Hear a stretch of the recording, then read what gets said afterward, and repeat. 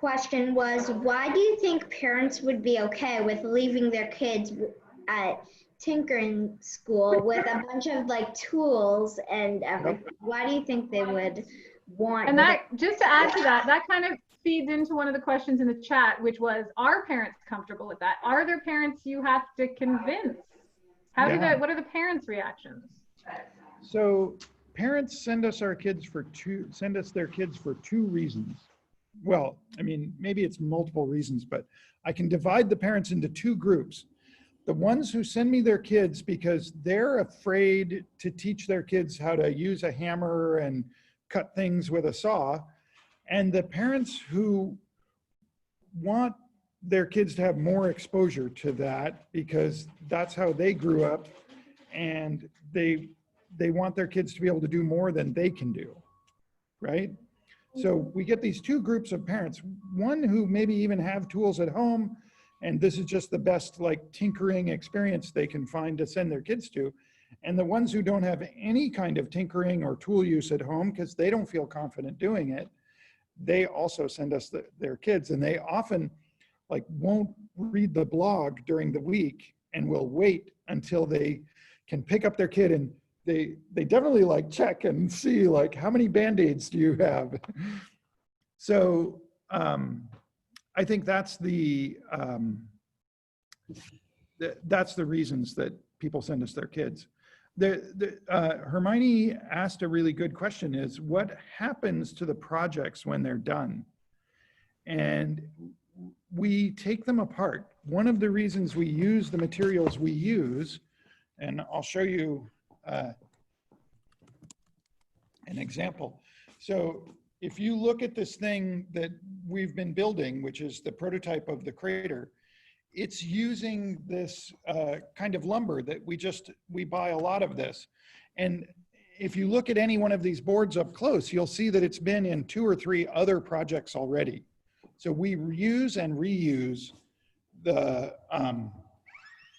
materials over and over again. So that's why we have to take the projects apart, get all those wheels, save the fabric, everything gets saved. And like the kids draw on the things they build a lot. Like that's a really good thing to do when you're frustrated by the project, is to just start painting it or drawing on it. And so sometimes when they come back the next summer, they'll pull a board out and they'll see where they wrote their name on the board. Or we have a board that's been in circulation for 7 years, and it says Milo is a poopy face. And we refer to this board as the poopy face board. So, and it's been getting shorter. It's about this long now. So it just says Milo is a on it now, because the person who last cut it had set it down in the saw upside down and didn't realizing they were cutting through between A and poopy. So. No, I think the kids will appreciate that, since I think some of the comments in the chat earlier might have mentioned that exact phrase. Yep. Possibly. And that happens in our chat rooms too. Yes. Yeah. It just happens. It just happens. Something I wanted to tell you was, so my neighbor uses,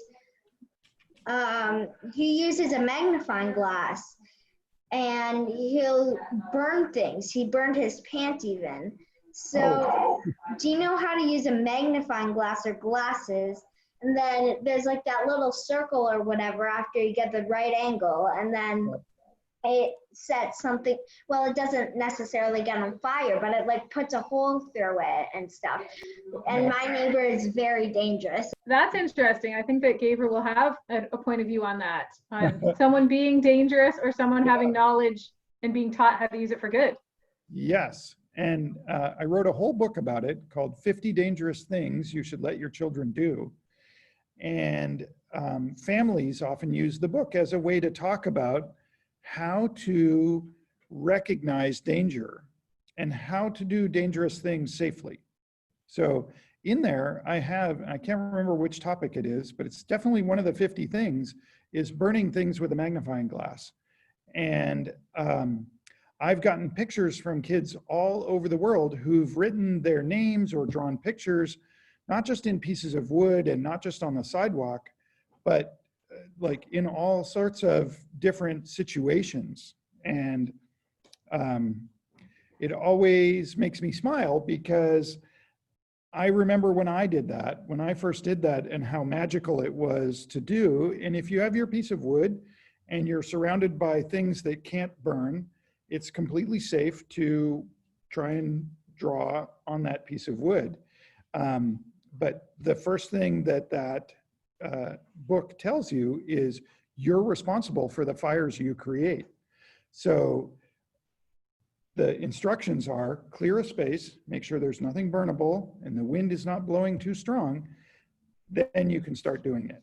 And so a lot of families will do that. They'll save an activity like that, especially if they live in the city, they'll save that for when they go on vacation, like up to Lindsay's cabin, and they'll do that activity in that situation where it would be safer. Yeah, so that's my take, is that there's always going to be kids who want to try that. So it's best to give them, the parameters, like you said, for where and how to do it. And I like the idea of a piece of wood. You know, one of my least favorite things is when you see something on TV and there's a little line at the bottom of the television that says, do not try this at home. I think what would be much better is to say, this person started practicing this, you know, whatever downhill crazy skiing it is or something like that. This person started practicing when they were very young and they have gotten very good at it. You could too. Wait until you've practiced to try this at home. But that's a lot of text to read. So they just, you know, call it, don't try this at home. But when would that person who's doing that crazy thing have learned how to do it? They must have at some point tried it at home to get good enough at it.